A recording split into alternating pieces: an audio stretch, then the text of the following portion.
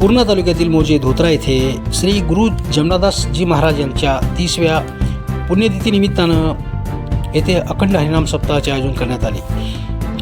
आज झालेल्या भागवत कथेत हरिभक्त पारायण सौ संगीताताई कोरडे माजलगावकर यांनी अतिशय अभ्यासपूर्ण भागवताचं कथन करत विवाह सोहळा लावला। त्यांच्या वाणीने संपूर्ण धोत्रा नगरी दुमदुमली होती। आजचे यजमान म्हणून गंगाधर पांडुरंग खैरे, पुरभाजी विठ्ठलराव खैरे, गोविंद विठ्ठलराव खैरे, ज्ञानेश्वर दुराजी खैरे, शिवाजी महाजी खैरे, शेषराव महाजी खैरे हे होते। त्यांच्या हस्ते यावेळी आरती करण्यात आली। या प्रसंगी पंचकृषीतून लोकांनी या अखंड हरिनाम सप्त्याला हजेरी लावली होती।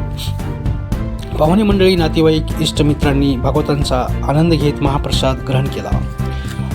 या प्रसंगी सभापती बालाजी खैरे, चेअरमन केशवराव खैरे, त्र्यंबकराव खैरे सह आदी मान्यवर उपस्थित होते। या प्रसंगी महिला वर्गाची लक्षणीय उपस्थिती होती। सुमारे 2 ते 3 हजार लोकांनी या महाप्रसादाचा लाभ घेतला। आबालवृद्धापासून लहान बालक बालिका, महिला, तरुण तरुणींनी मोठ्या संख्येने आपला सहभाग नोंदवला होता। काय म्हणाले पाहूया।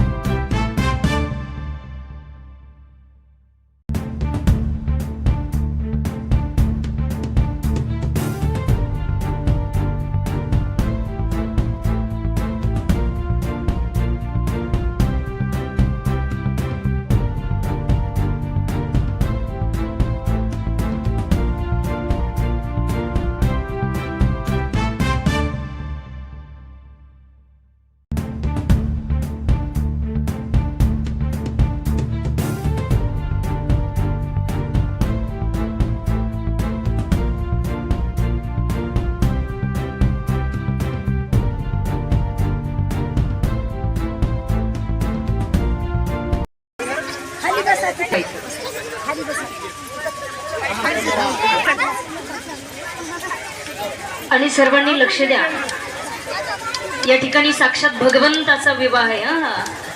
आपण